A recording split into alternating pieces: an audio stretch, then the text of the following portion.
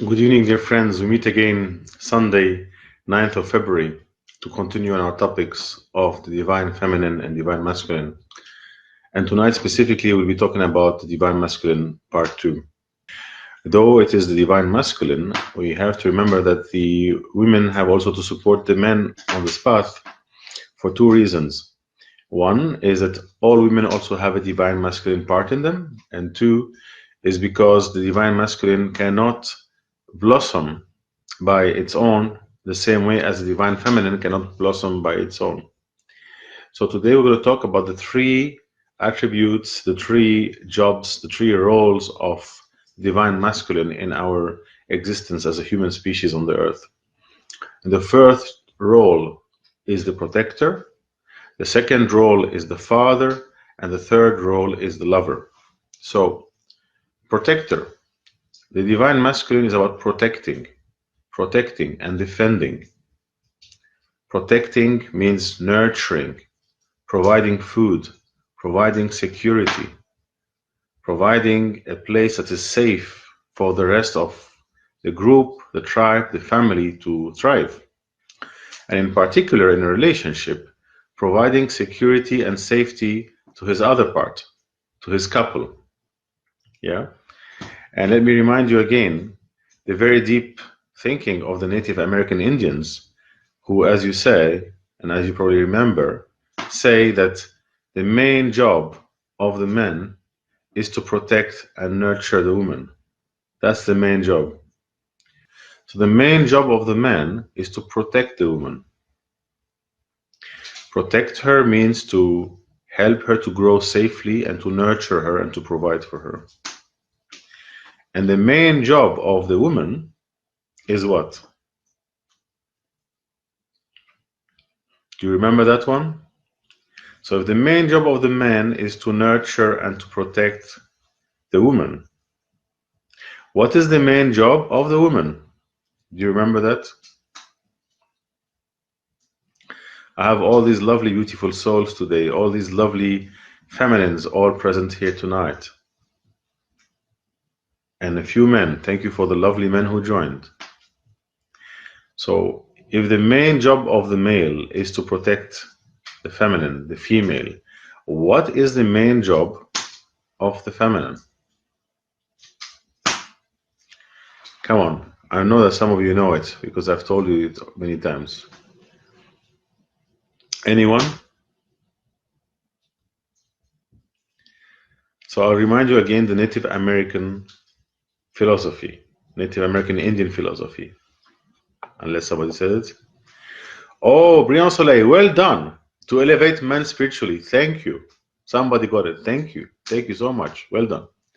Yes, while the male has to protect the female and nurture her and provide for her a space of safety, the female has to help him to reach his highest spiritual level.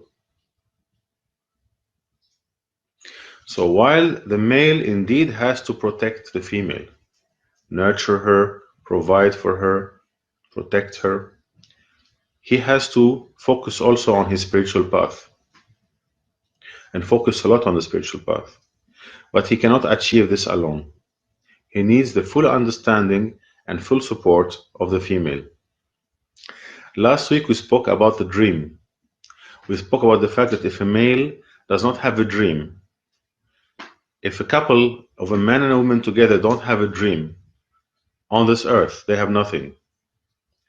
And we talked about the dream. Yeah. So the dream is not that you dream of having a house and children and having a job. That's living. The dream is about what you're going to make as a change for the earth and for your children. What you're going to do that this earth, when you leave it, is going to be a better place for your children to live in. What you're going to do? Are you going to create something new? Are you going to find some new cures? Are you create new type of schools? What you going to do? A new type of way of eating, discover new plants. What you going to do? Yeah, that was a dream.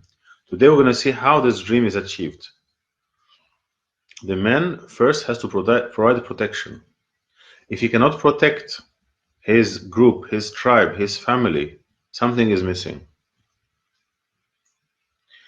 And when I say protect, it's a very wide definition of protection. Protect against enemies, protect against bad weather, protect against hunger, protect also against dangerous things happening in society.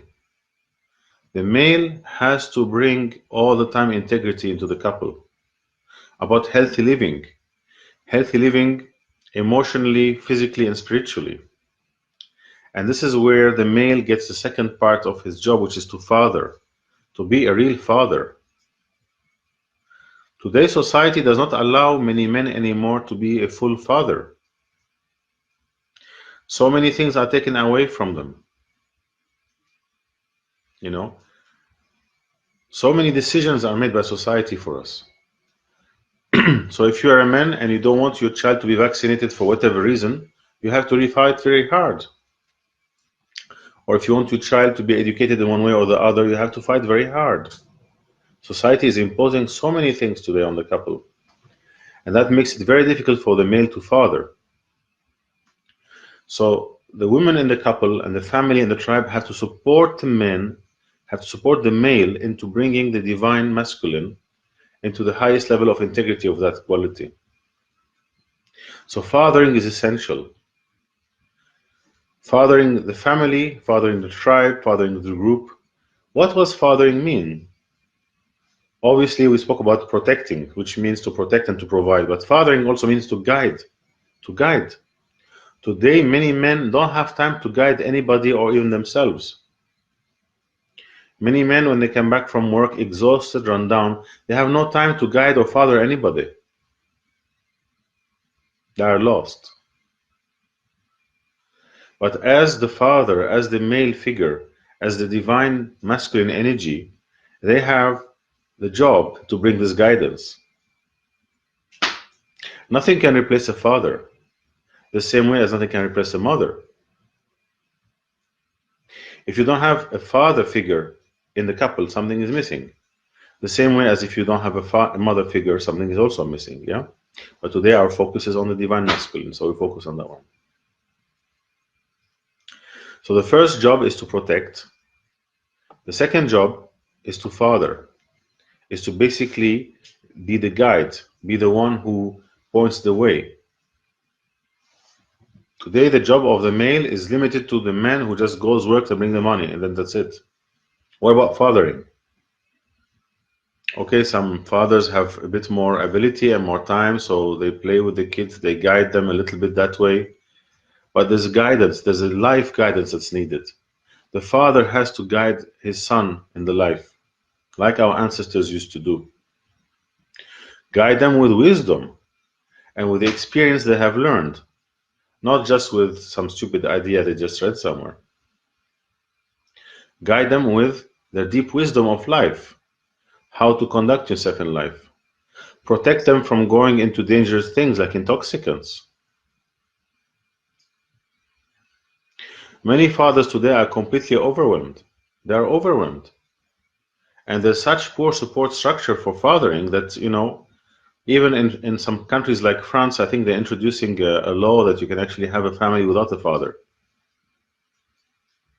That actually, if you fancy, you can just go and get some sperm from the sperm bank and get pregnant and get a child, and that's it. As if getting a child is just about getting pregnant and getting a child. What about the idea of a family with a healthy female and a healthy male? So we just erase the male out completely? Unfortunately, such nonsense is happening in the world.